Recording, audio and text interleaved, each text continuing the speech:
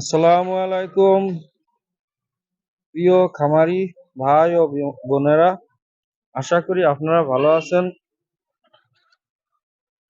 যারা আমার চ্যানেলটাকে সাবস্ক্রাইব করেছেন তাদেরকে অনেক ধন্যবাদ।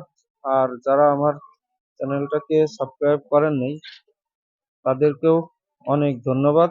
আশা করি আমার চ্যানেলটাকে সাবস্ক্রাইব করে দিবেন। আজকে চলে আসলাম নতুন একটা ভিডিওতে।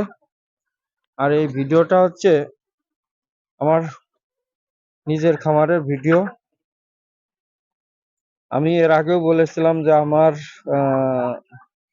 খামারের অভিজ্ঞতা ৫-৬ বছর দেশি মুরগির খামার। আমার কিন্তু দেশি মুরগির না, অনেক কিছু আছে। এই যে টার্কি রয়েছে, ওই যে দেশি মুরগি রয়েছে বিভিন্ন জায়গায়, তারপরে কবুতর আছে, চীনার হাঁস আছে, রাজহাঁসও ছিল বেঁচে ফেলেছে, একটা আছে। যাই হোক, কয়েক কিছু সোনালী মুরগিও আছে, দু একটা টাইগার মুরগিও আছে। আমি আপনার কবুতরের ফার্মটা আপনাদের একটু দেখাই। এর আগে দেখেছেন অবশ্যই। এই যে এই ঘরে কবুতর, এই যে এইখানে, এই যে এইখানে কবুতর আছে।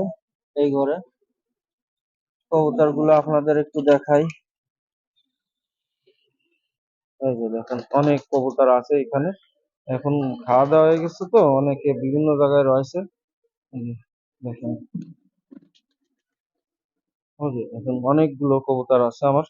তা আজকে আমি বলবো, এই শীতের সময় আপনারা কিভাবে দেশি মুরগিগুলোকে প্রাকৃতিক ভাবে ঠান্ডা কাশির চিকিৎসা করবেন, সম্পূর্ণ প্রাকৃতিক ভাবে, অল্প খরচে, ওষুধ ছাড়াই, প্রাকৃতিক খাবার খাওয়াইয়ে কিভাবে দেশি মুরগি চিকিৎসা করবেন সেই বিষয়ে আজকে আপনাদের কিছু কথা শেয়ার করব এবং আপনাদের কিছু পরামর্শ দিব। এই যে এখানে আমার কিছু চীনার হাঁস আছে। এই দেখেন, চীনের হাঁস, অনেকগুলো চীনার হাঁস আছে। এগুলো এই শীতের ভিতরেই ফুটেছে। তা আজকে আপনাদের ভালো একটা ইনফরমেশন বা ভালো একটা খবরই আপনাদের জানাবো।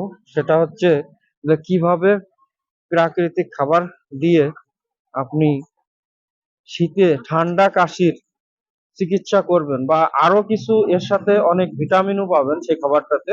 সেটা হচ্ছে আদা। আদা দিয়ে কিভাবে ঠান্ডা কাশির চিকিৎসা করবেন সে বিষয়ে আজকে আপনাদের বলবো। আর আদাটা কিন্তু প্রাকৃতিক খাবার, এটা আমরা রান্নার কাজে ব্যবহার করি।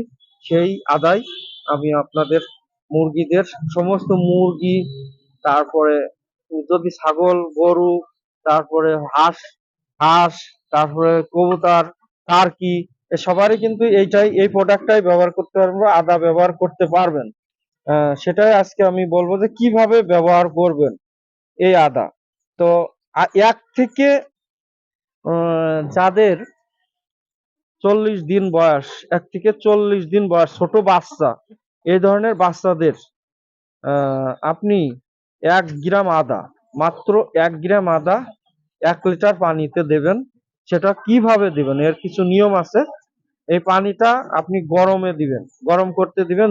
যখন পানিটা একটু আহ, মানে থকবক করে উঠবে, তখন আদাটা থেতো করে নিয়ে, সম্পূর্ণ থেতো করে নিয়ে আদাটা আপনি দিয়ে দেবেন পানির ভিতর, দিয়েই আপনি বন্ধ করে রাখবেন। পানিটা বন্ধ করে রাখবেন। পানিটা বন্ধ করে রাখার আধা ঘন্টা পরে আপনি বাচ্চাদের দিবেন। বাচ্চাদের যদি কোনো অ্যান্টিবায়োটিক দেন, অ্যান্টিবায়োটিকের পরের পানিটাই হবে আদার পানি। বা আপনি যদি অ্যান্টিবায়োটিক না দেন, তাহলে আদার পানি আপনি দিতে পারেন। এটা আপনি দিতে পারেন অন্তত 3 দিন থেকে 4 দিন দিতে পারেন আদার পানি। তাহলে বাচ্চাদের ঠান্ডা কাশি হবে না। এবং এটা আপনি দিতে পারেন 1 দিন 2 দিন পর পরই আদার পানি দিতে পারেন। আর এরপরে এর সাথে কিন্তু আপনার অনেক ভিটামিনও আছে এই আদাতে। আদাতে অনেকগুলো ভিটামিনও আছে। সেই ভিটামিনও আপনার মুরগির গায়ে লেগে যাবে।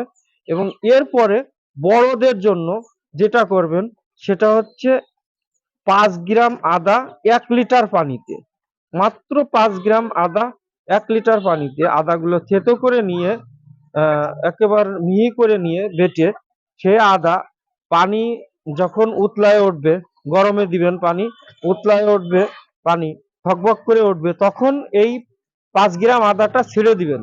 5 গ্রাম আদাটা ছেড়ে দেওয়ার পরেই আপনি জাল বন্ধ করে দিবেন। দেওয়ার পরেই আপনি ওই পানি আধা ঘন্টা পরে এদেরকে খেতে দিবেন, কারণ আধা ঘন্টা পরে খেতে দিলে কার্যকারিতা ভালো হয়, এদের সেই ঠান্ডা কাশি রোগটা ভালো হয়। এইভাবে আপনি একদিন পর একদিন দিতে পারেন বা প্রতিদিনও দিতে পারেন। এদের কিন্তু এই আদায় কিন্তু আরো অনেকগুলো ভিটামিনও আছে, সে ভিটামিনটাও আপনি এই দেশি মুরগি বা টার্কি মুরগি, সোনালী মুরগি, এদের কিন্তু কাজে লেগে যায়।